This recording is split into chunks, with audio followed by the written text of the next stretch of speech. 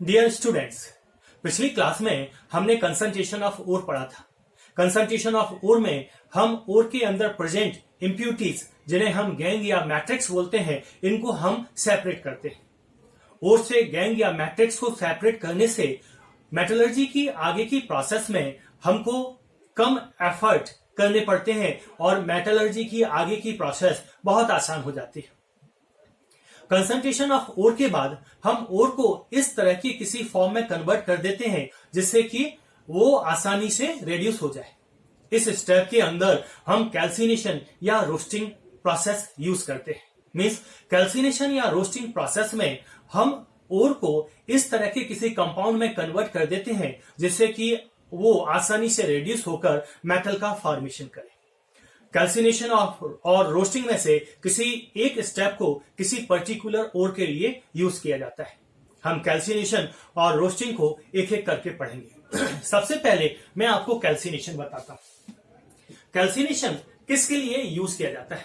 Calcination use किया जाता है हाइड्रेटेड ऑक्साइड के लिए, हाइड्रोक्साइड के लिए और कार्बोनेट ओर के लिए यूज किया जाता है। कैल्सिनेशन की प्रोसेस में हाइड्रेटेड ऑक्साइड, हाइड्रोक्साइड और कार्बोनेट अपने ऑक्साइड में कन्वर्ट हो जाते हैं। कैल्सिनेशन प्रोसेस के लिए हम ओर को रिवर्बेटरी फर्नेस में लेते हैं। मींस कैल्सिनेशन प्रोसेस रिवर्बेटरी फर्नेस में यूज किया जाता है। तो कैल्सिनेशन प्रोसेस के लिए हम ओर को रिवर्बेटरी फर्नेस में लेते हैं और एब्सेंस ऑफ एयर या लिमिटेड सप्लाई ऑफ एयर में इसको उसके मेल्टिंग पॉइंट से कम टेम्परेचर पर गर्म करते हैं। मीन्स ओर को गर्म करते हैं उससे मेल्टिंग पॉइंट से कम टेम्परेचर पर इन एब्सेंस ऑफ एयर और ऑक्सीजन और लिमिटेड सप्लाई ऑफ एयर और ऑक्सीजन। कहां गर्म करते हैं? रिवर्बेटरी फर्नेस के अंदर गर्म करते हैं। तो एक बार मैं इन सारे स्टेप्स को फिर से रिपीट कर रहा हूं। कैल्सिनेशन कब यूज किया जाता है? कैल्सिनेशन उस समय यूज किया जाता है जब हमारे पास ओर के फॉर्म में या तो हाइड्रेटेड ऑक्साइड है या हाइड्रोक्साइड है या कार्बोनेट है। कैल्सिनेशन कहां किया जाता है? नॉर्मली कैल्सिनेशन रिवर्बेटरी फर्नेस के अंदर किया जाता है। कैल्सिनेशन किस तरह से किया जाता है? कैल्सिनेशन में हम ओर को स्ट्रांगली हीट करते हैं, लेकिन ध्यान दें उसको मेल्ट नहीं होने देते। मींस ओर को उसके मेल्टिंग पॉइंट से कम टेम्परेचर पर स्ट्रांगली हीट करते हैं, लेकिन एब्सेंस ऑफ एयर में या लिमिटेड सप्लाई ऑफ एयर या ऑक्सीजन में। मींस ऑक्सीजन की सप्लाई या तो रखते ही नहीं है या बहुत लिमिटेड सप्लाई ऑफ ऑक्सीजन रखते हैं। जब कैल्सिनेशन की स्टेप्स होते हैं या कैल्सिनेशन का प्रोसेस होता है तो ओर के साथ क्या क्या होता है? सबसे पहले ओर के अंदर प्रेजेंट ह्यूमस जल जाता है, बर्न हो जाता है। उसके अंदर प्रेजेंट मॉइस्चर रिमूव हो जाता है। उसके अंदर जो वॉलेटाइल इंप्यूरिटीज हैं, आर्सेनिक है, एंटीमनी है, फॉस्फोरस है, सल्फर है, ये वॉलेटाइल इंप्यूरिटीज या तो ऑक्साइड के फॉर्म में या वॉलेटाइल फॉर्म में रिमूव हो जाती है। कैल्सिनेशन के बाद ओर हमको पोरस फॉर्म में मिलता है जिससे कि आगे की मेटलर्जिकल प्रोसेस आसान हो जाती है। कैल्सिनेशन में अगर हाइड्रेटेड ऑक्साइड है जैसे बॉक्साइड है, तो अगर कैल्सिनेशन में हाइड्रेटेड ऑक्साइड जैसे बॉक्साइड है Al2O3.2H2, तो इसको गर्म करने पर ये वाटर ऑफ क्रिस्टलाइजेशन है वो इसका रिमूव हो जाता है और एनहाइड्रेटेड बॉक्साइड ओर, अब जिसको हम एल्यूमिना बोलते हैं, वो हमको मिल जाता है। तो Al2O3+2H2। ऐसे ही अगर हम आयरन का कोई ओर ले लें, सपोज करो हम Fe2O3.3H2O ले लिया और इसको जब हम स्ट्रांगली हीट करते हैं तो वाटर ऑफ क्रिस्टलाइजेशन निकल जाता है, रिमूव हो जाता है और एनहाइड्रेटेड ऑक्साइड Fe2O3+3H2O मिल जाता है। मीन्स अगर हाइड्रेटेड ऑक्साइड आपके पास ओर के फॉर्म में है तो उससे वाटर ऑफ क्रिस्टलाइजेशन निकल जाता है और एनहाइड्रेटेड ऑक्साइड हमको मिल जाता है। सपोज करो ऑक्साइड की जगह अगर आपके पास कार्बोनेट ओर है जैसे कैल्साइट है CaCO3, तो कैल्साइट ओर जो कैल्सिनेशन प्रोसेस है ये कैल्साइट ओर के नाम पर ही पड़ी है। इसका कैल्सिनेशन का जो नाम है वो कैल्साइट ओर से ही पड़ा है। लेकिन अभी मैं बता रहा हूं कि कैल्साइट ओर को जब हम हीट करते हैं तो ये CaO+CO2 में कन्वर्ट हो जाता है, कार्बन डाइऑक्साइड इसमें से निकल जाती है। तो जो कार्बोनेट ओर है वो ऑक्साइड में कन्वर्ट हो जाएगा और CO2 इसके अंदर से रिमूव हो जाएगी। डोलोमाइट ले लें अगर हमने CaCO3.MgCO3। तो ये किस में कन्वर्ट हो जाएगा, ये CaO plus MgO plus 2CO2 means calcium और मैग्नीशियम के ऑक्साइड मिल जाएंगे और कार्बन डाइऑक्साइड रिमूव हो जाएगा। सपोज करो हमारे पास कोई oxide basic calcium basic copper carbonate है, basic copper carbonate CuCO3.CuOH full twice. तो इसको जब हम हीट करते हैं, ये सारे स्टेप में हीटिंग हो रही है, तो जब हम इसको हीट करते हैं तो 2CuO plus CO2 plus water हमको मिल जाता है। कार्बन डाइऑक्साइड भी रिमूव हो जाती है और वाटर भी रिमूव हो जाता है। तो जब भी हमारे पास हाइड्रेटेड ऑक्साइड, हाइड्रोक्साइड, कार्बोनेट और होते हैं तो हम उनका कैल्सिनेशन करते हैं और कैल्सिनेशन स्टेप में हम एब्सेंस ऑफ एयर या ऑक्सीजन या लिमिटेड सप्लाई ऑफ एयर और ऑक्सीजन में ओर को उसके मेल्टिंग पॉइंट से कम टेम्परेचर पर गर्म करते हैं, जिससे हाइड्रेटेड और एनहाइड्रेटेड ऑक्साइड में कन्वर्ट हो जाता है, कार्बोनेट ऑक्साइड में कन्वर्ट हो जाता है, CO2 रिमूव हो जाती है। बेसिक कार्बोनेट जैसे बेसिक कॉपर कार्बोनेट है आपके सामने, बेसिक कार्बोनेट ऑक्साइड में, कार्बन डाइऑक्साइड में और वाटर के अंदर कन्वर्ट हो जाता है और ये इंप्यूरिटीज रिमूव हो जाती है। इसके अलावा ह्यूमस बर्न्ट हो जाता है, वॉलेटाइल इंप्यूरिटीज इसके अंदर है वो रिमूव हो जाती है, मॉइस्चर रिमूव हो जाता है और अपने ऑक्साइड के फॉर्म में मिल जाता है, जिसको हम आसानी से रिड्यूस करके मेटल में कन्वर्ट कर देते हैं। तो ये कैल्सिनेशन है। इसके बाद मैं आपको रोस्टिंग पढ़ा रहा हूं।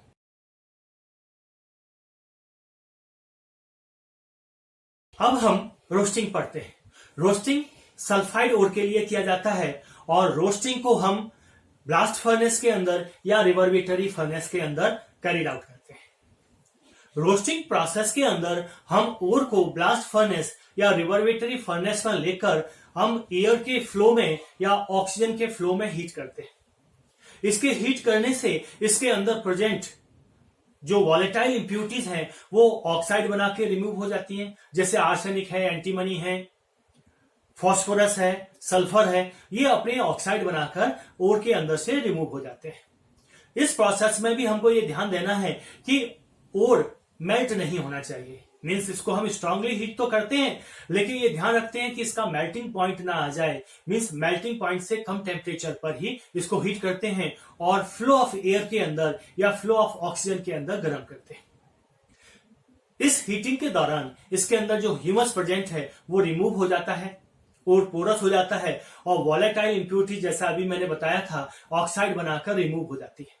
नॉर्मली वॉलेटाइल इंप्यूरिटी जो प्रेजेंट है वो सल्फर, आर्सेनिक, एंटीमनी या फास्फोरस होती है जो अपने ऑक्साइड बनाकर इसके अंदर से रिमूव हो जाती है और ओर है वो ऑक्साइड के अंदर कन्वर्ट हो जाता है।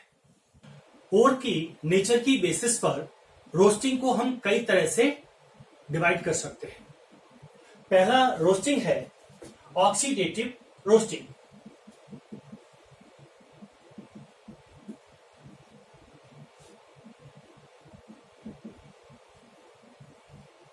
पहला है ऑक्सीडेटिव रोस्टिंग।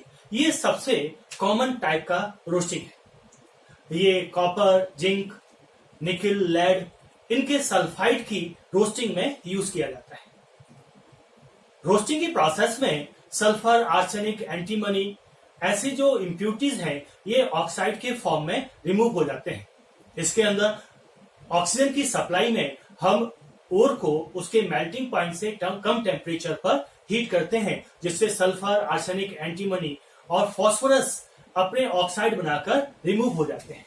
जैसे अगर सल्फर की इंप्यूरिटीज है तो ये ऑक्सीजन के साथ मिलकर SO2 के फॉर्म में रिमूव हो जाएगा। अगर आर्सेनिक है ये ऑक्सीडाइज होकर AS2O3 तो आर्सेनिक ऑक्साइड बना देगा प्लस 3O2। Sb है तो ये 2Sb2O3 के अंदर कन्वर्ट हो जाएगा। अगर फास्फोरस की इंप्यूरिटीज है तो ये P4 के फॉर्म में है तो 5O2 gives out 2P2O5 phosphorus के ऑक्साइड में कन्वर्ट हो जाएगा। तो सल्फर, आर्सेनिक, एंटीमनी और फास्फोरस के फास्फोरस इम्प्यूरिटीज के फॉर्म में प्रेजेंट है तो ऑक्सीडेटिव रोस्टिंग में ये ऑक्साइड बनाकर रिमूव हो जाते हैं। और जो सल्फाइड ओर है वो डिकम्पोज हो जाता है और ऑक्साइड के अंदर कन्वर्ट हो जाता है। सपोज करो अगर जिंक ब्लेंड ZnS ओर के फॉर्म में है तो ये ऑक्सीजन से ऑक्सीडाइज होकर ZnO प्लस SO2 के अंदर कन्वर्ट हो जाएगा। हम इसको बैलेंस कर लें तो 2ZnO और प्लस 2SO2 तो 3O2 हो जाएगा। तो जिंक ब्लेंड ऑक्सीडाइज हो गया ZnO प्लस SO2 के अंदर। ऐसे ही अगर सपोज करो कॉपर ग्लैंस है Cu2S तो ये भी ऑक्सीजन के जरिए ऑक्सीडाइज हो जाएगा और 2Cu2O प्लस SO2 के अंदर कन्वर्ट हो जाएगा। अगर हमने कॉपर पायराइट लिया है CuFeS2 ये भी ऑक्सीडाइज हो, पहले ये डिकम्पोज होगा किसमें Cu2S में प्लस 2FeS प्लस SO2 के अंदर। और जब ये डिकम्पोज हो जाएगा Cu2S प्लस FeS में और फिर अगले स्टेप में ये ऑक्सीडाइज हो जाएगा Cu2S plus O2 gives out Cu2O plus SO2। Balance करने के लिए हमने ये बैलेंस कर लिया। ऐसे ही 2FeS plus 3O2 gives out 2FeO plus 2SO2। तो जो सल्फाइड ओर है वो ऑक्साइड के अंदर कन्वर्ट हो जाते हैं। कई बार ऐसा होता है कि मॉडरेट टेम्परेचर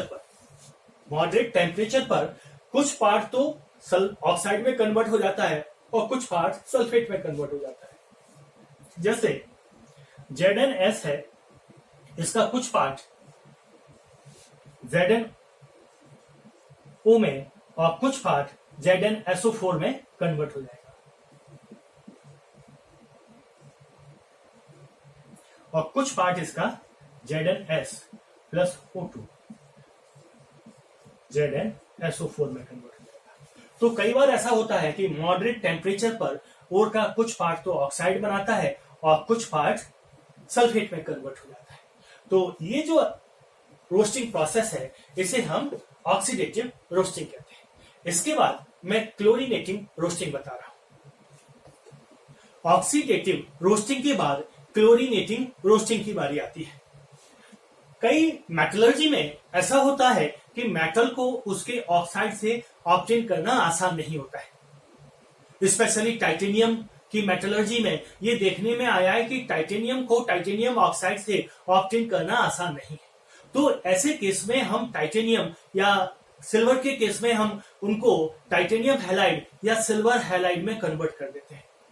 तो क्लोरीनेटिंग रोस्टिंग में हम ओर को ऑक्साइड में कन्वर्ट करने के बजाय मेटल के हैलाइड में कन्वर्ट करते हैं और ये मेथड नॉर्मली टाइटेनियम और सिल्वर के मेटलर्जी में यूज किया जाता है। TIC से टाइटेनियम ऑब्टेन करने के प्रोसेस में जब हम टाइटेनियम कार्बाइड को क्लोरीन के साथ क्लोरीनेटिंग रोस्टिंग करते हैं मींस क्लोरीन के फ्लो के साथ हीट करते हैं तो ये TiCl4 प्लस CCl4 में कन्वर्ट हो जाता है और अब हम टाइटेनियम क्लोराइड से टाइटेनियम को ऑब्टेन करते हैं।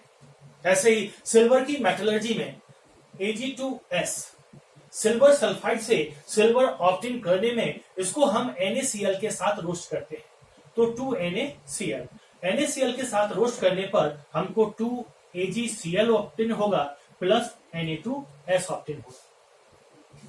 अब दोनों ही मेटल के हैलाइड हमको मिल गए हैं तो टाइटेनियम की मेटलर्जी में या सिल्वर की मेटलर्जी में हम इनको हैलाइड से ऑब्टेन करते हैं या कहें कि सल्फाइड को पहले हैलाइड में कन्वर्ट कर देते हैं सिल्वर के केस में और फिर सिल्वर हैलाइड से सिल्वर को ऑब्टेन करते हैं। ऐसे ही TiC को टाइटेनियम कार्बाइड को हम क्लोरीन की हेल्प से TiCl4 में मींस टाइटेनियम क्लोराइड के अंदर कन्वर्ट कर देंगे और फिर इनसे हम मेटल को ऑब्टेन करते हैं।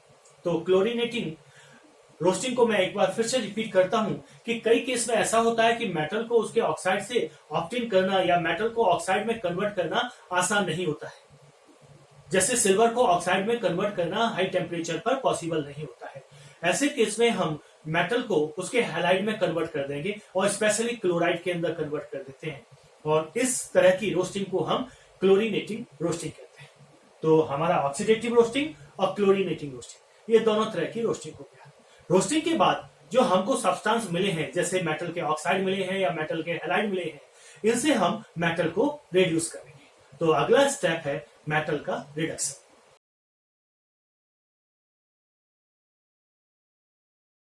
हम स्मेल्टिंग पढ़ते हैं। मेटलर्जी में मेटल को फ्यूज स्टेट में ऑब्टेन करने की प्रोसेस को स्मेल्टिंग कहा जाता है। The process of extraction of metal in fuse state is called smelting. तो स्मेल्टिंग मेटलर्जी की वो प्रोसेस है जिसके अंदर हम मेटल को मॉल्टन स्टेट या फ्यूज स्टेट के अंदर ऑब्टेन करते हैं। स्मेल्टिंग प्रोसेस ब्लास्ट फर्नेस के अंदर कैरिड आउट की जाती है। स्मेल्टिंग प्रोसेस में हम जो कैल्सिनेटेड या रोस्टेड ओर है उसके अंदर एक सुइटेबल रिड्यूसिंग एजेंट मिलाकर ब्लास्ट फर्नेस के अंदर भर देते हैं। मैं फिर से रिपीट कर रहा हूं कि जब हम मेटलर्जी की प्रोसेस चालू करते हैं तो सबसे पहले ओर का कंसंट्रेशन करते हैं।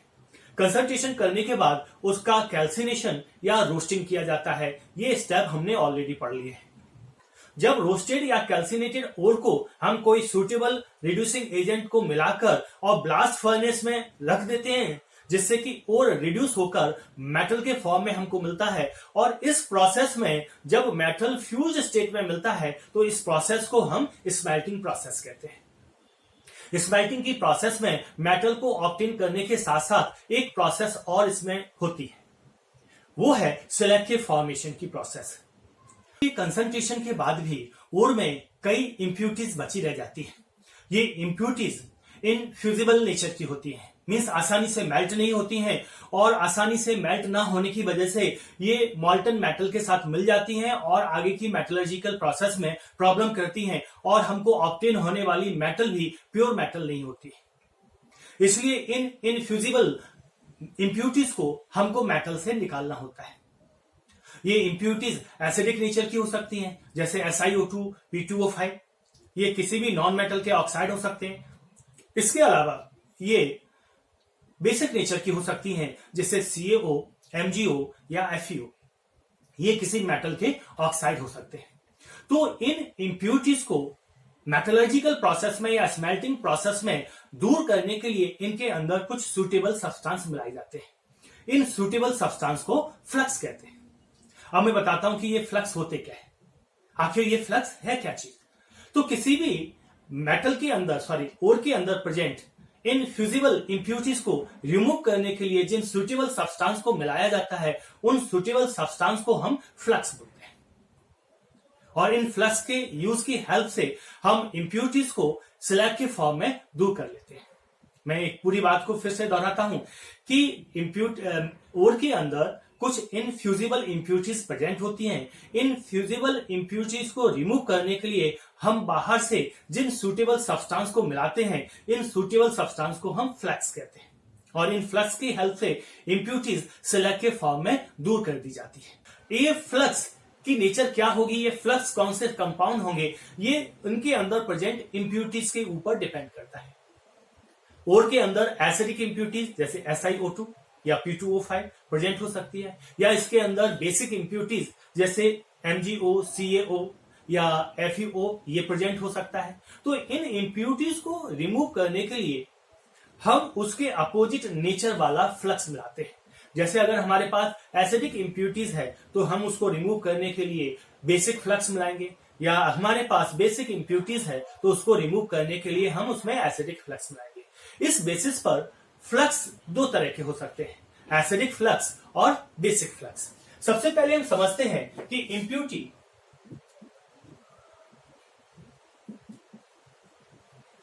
फ्लक्स के साथ मिलकर स्लैग का फॉर्मेशन करती है।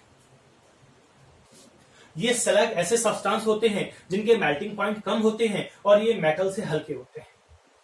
तो मेटल से हल्के होने की वजह से ये मॉल्टन मेटल के ऊपर मॉल्टन कंडीशन में एक लेयर बना लेते हैं।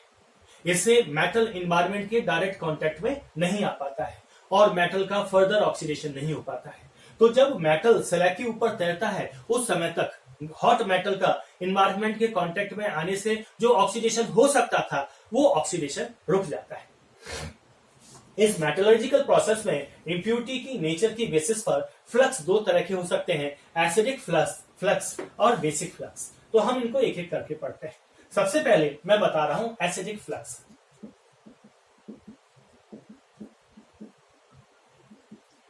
एसिडिक फ्लक्स के अंदर जो नॉन मेटल हैं उनके ऑक्साइड हो सकते हैं, जैसे SiO2 इसका एक एग्जांपल है, या P2O5 इसका एक एग्जांपल हो सकता है।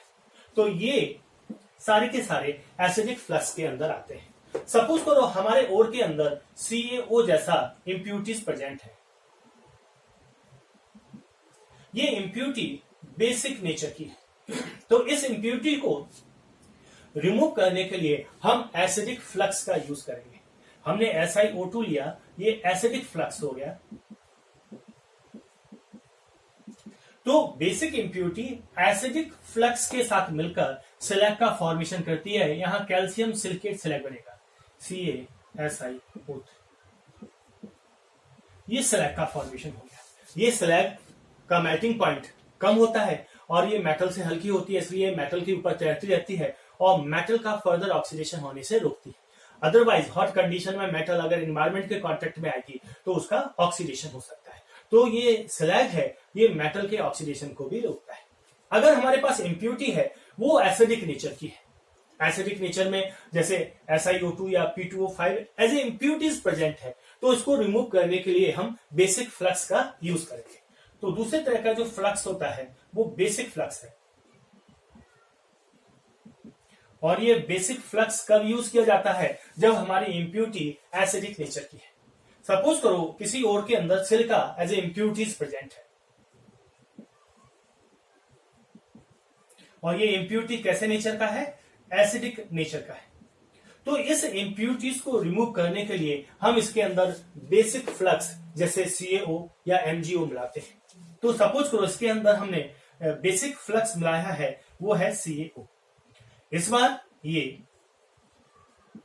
लाइम है, ये बेसिक फ्लक्स की तरह काम कर रहा है। तो ये बेसिक फ्लक्स एसिडिक इंप्यूरिटीज के साथ मिलकर CaSiO3 स्लैग का फॉर्मेशन कर लेगा। तो जब बेसिक इंप्यूरिटीज है तो फ्लक्स एसिडिक लिया जाता है, और जब एसिडिक इंप्यूरिटीज है तो फ्लक्स बेसिक लिया जाता है। और फ्लक्स जो इनफ्यूजिबल इंप्यूरिटीज है उसको फ्यूजिबल इंप्यूरिटीज या मॉल्टन कंडीशन में इंप्यूरिटी के फॉर्म में अलग कर देता है, रिमूव कर देता है। तो इस तरह से हमको स्लैग रिमूव हो जाता है और मेटल ऑब्टेन हो जाती है।